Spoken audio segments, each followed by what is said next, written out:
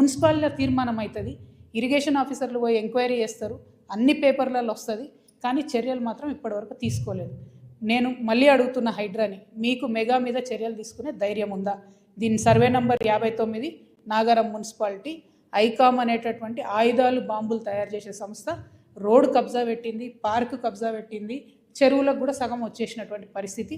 మొత్తం యావత్ municipality complaint చేస్తే కూడా ఇంతవరకు చర్యలు తీసుకుంటలేరు. ఇది రెండవది.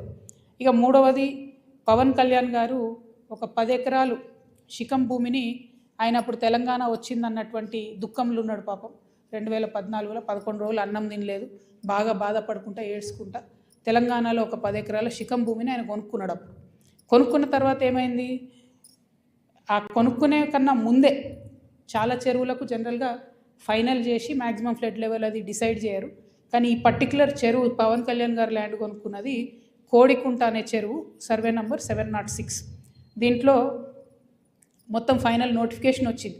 ఏ 10 ఎకరాలు అయితే ఆయన కొనుక్కున్నాడో అది శిఖం భూమి అని ఫైనల్ నోటిఫికేషన్లో ఇరిగేషన్ డిపార్ట్మెంట్ చెప్పి ఉన్నది. పవన్ కళ్యాణ్ గారు నిన్న మాట్లాడుకుంటే ఏమన్నారంటే, నా తప్పు ఉంటే అది శిఖం భూమి అయితే ప్రభుత్వానికి ఇచ్చేస్తాం అన్నారు. అయితే ఈయన రిజిస్ట్రేషన్ చేసుకునేటప్పుడు ఎన్ని తప్పులు దొరికాయంటే, అందులో ఓన్లీ 3 ఎకరాలే శిఖము, మిగతా 7 ఎకరాలు మాగాని అని రాసింది. కానీ అది తప్పు, ఖచ్చితంగా రికార్డ్స్లో ఉంది. నేను ప్రభుత్వాన్ని డిమాండ్ చేస్తూ ఉన్నాను, ఇరిగేషన్ రికార్డులో 10 acres శిఖం భూమి అని ఉన్నది.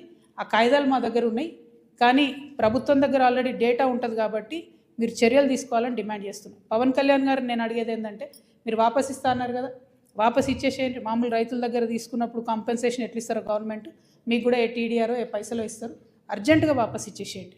మీరు కంచె వేసిండ్రు, ముందు ఆ కంచె తొలగించండి. శిఖం భూమిలో కూడా కంచె వేయడానికి ఉండదు. మీరు మట్టేసిండ్రు, ఆడ గోవులకు వాటికి వీటికి గ్రాసం వేస్తున్నా అని చెప్పారు, మట్టేసిండ్రు, ఆ మట్టి మొత్తం చెరువులే వేసిరు కాబట్టి అది కూడా తొలగించాలి, తక్షణమే మీరు వాపస్ ఇవ్వాలని చెప్పి నేను పవన్ కళ్యాణ్ గారిని డిమాండ్ చేస్తున్నాను. At the same time Pawan Kalyan garu ఏమంటాడు, అనేకమైన మాటలు అన్నాడు. తెలంగాణ వాదులు ప్రాంతీయవాదం అంటే ఉగ్రవాదం అన్నాడు. అనుకుంటా నేను గద్దరన్నకు కారు కొనిచ్చిన అన్నాడు.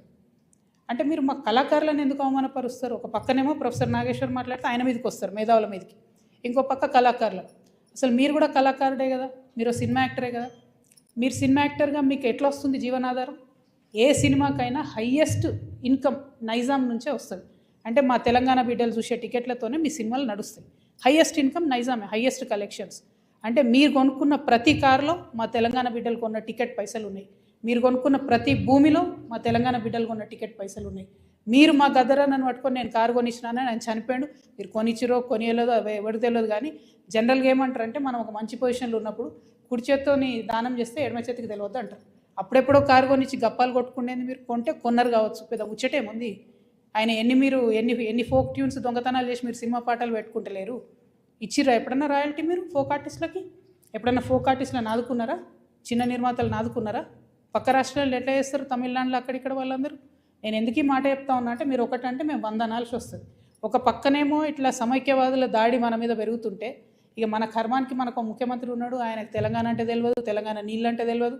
మేము ఎంటబడి కొట్లాడి మా పార్టీ పెట్టినాక కరెక్ట్ వారం లోపల పాలమూరు రంగారెడ్డిలో పెద్ద సభ పెట్టి, మన నీళ్ళు పోతున్నాయో మొత్తం ఎత్తుకపోతున్నారు ఆంధ్రోళ్ళు, మీరు ఏమైనా చేయండి అని లొల్లి పెడితే, నిన్న ముఖ్యమంత్రి గారు పోయి 2 రోజులు ఫస్ట్ టైం పాలమూరు బిడ్డ అయి ఉండి 30 నెలల నుంచి ఆయనకు తీరిక దొరకలేదట. నిన్న ఫస్ట్ టైం పోయి పాలమూరు ప్రాజెక్టుల మీద రివ్యూ చేసి ఏం మాట్లాడతాడు ఆయన, తీసుకుపోనండి 968 టీఎంసీలు మనకు వస్తే చాలు, 200 టీఎంసీలు ఆంధ్రోలు తీసుకుపోనండి, సంప్రదింపులు జరుపుతున్నాం మేమని చెప్తున్నాడు ఆయన.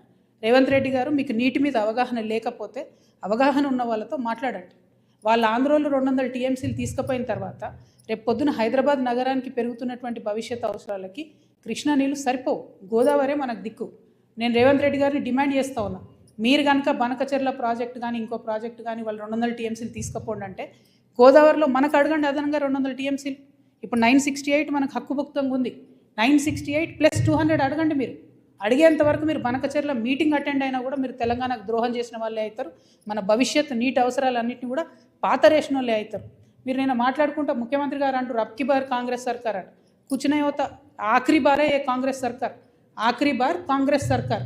కాంగ్రెస్ పార్టీ ఇంక 20 ఏళ్ళు తెలంగాణలో రాకుండా తెలంగాణ మీద, తెలంగాణ వాదం మీద, తెలంగాణ వనరుల మీద, తెలంగాణ భూముల మీద బందిపోట్లు పడ్డట్టు పట్టుకొని దోసుకొని తింటా ఉన్నారు. మీరు, మీ కుటుంబ సభ్యులు, మీ ఎమ్మెల్యేలు నిజంగా ఘోరం ఏంటంటే ఈ దోపిడీకి అప్పుడు బీఆర్ఎస్ పార్టీలో దారులు ధరిస్తే కిటికీలు ధరిస్తే ఇప్పుడు వీళ్ళు తలుపులు తెరిచి ఏకంగా దోసుకొని పోతున్నారు. అప్పుడు కేటీఆర్ పాలనే నడిచింది, ఇప్పుడు కేటీఆర్ పాలన